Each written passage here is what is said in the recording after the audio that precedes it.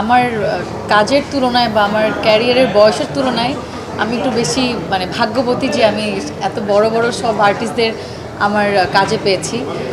সেখানে জাহিদ ভাইকে তো খুবই পছন্দ করি, জাহিদ ভাইয়ের সাথে কাজ করার সুযোগ পাবো এইটা আসলে চিন্তায় ছিল না, কারণ বা ভাবিওনি, কারণ সে এখন কাজ কম করে। কিন্তু যারা রেগুলার কাজ করে, যেমন চঞ্চল ভাই, দিনার ভাই, তারা তো রেগুলার কাজ করে, তো খুব ইচ্ছা ছিল যে তাদের সাথে একসাথে কাজ করব। জয় আপা আমার ভীষণ পছন্দের, মিমি আপা আমার খুবই পছন্দের, অপি আপাও, এই তিনজন পছন্দের মানুষের সাথে একই সিনেমায় কাজ করলাম।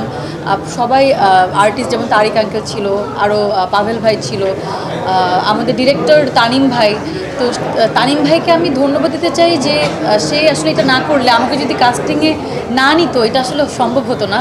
হয়তোবা আমিও জেসমিনের চরিত্রটা কখনো প্লেই করতে পারতাম না। আর আমি মনে করি এই জেসমিন উৎসবের এই জেসমিন চরিত্র বা এই উৎসব আমার ক্যারিয়ারের আরেকটা টার্নিং পয়েন্ট। তো সব কিছু মিলে এটা খুবই ভালো এক্সপিরিয়েন্স ছিল। এটাই এখন এটা এনজয় করছি সময়টা উৎসবের, তো ভালোই লাগছে। উৎসবের এই সাকসেসের পেছনে কারণ হচ্ছে ফুল টিম আসলে। আর অ্যাজ অ্যান অ্যাক্টর আমি যেটা বলবো, আমাকে যেটা বেশি আন্দোলিত করেছে বা আমাকে অনেক সময় ইন্সপায়ার করেছে হচ্ছে এই কাস্ট মেম্বার যারা ছিল, এতজন গুণী মানুষের সাথে একসাথে একটা ছবিতে কাজ করা, এটা অবশ্যই বলে আমি সৌভাগ্যবান যে ওনাদের সাথে কাজ করতে পারছি।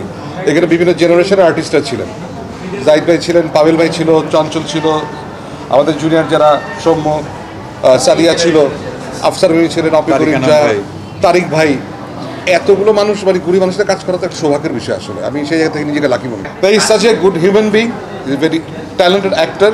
আমি ওর ফ্যান, আমি এতটুকুই বলতে পারি। খারাপটা তুমিও জানো, আমিও জানি। আমি প্রথমে কৃতজ্ঞতা জানাই আমাদের শিল্পীদের, যারা একসাথে কাজটি করেছেন।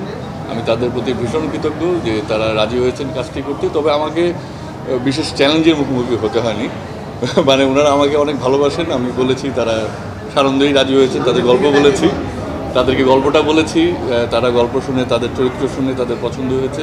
তারা অসম্ভব গুণী শিল্পী, আপনারা সবাই জানেন, কিন্তু তারা আসলে একই সাথে তারা প্রত্যেকেই প্রফেশনাল অ্যাক্টর।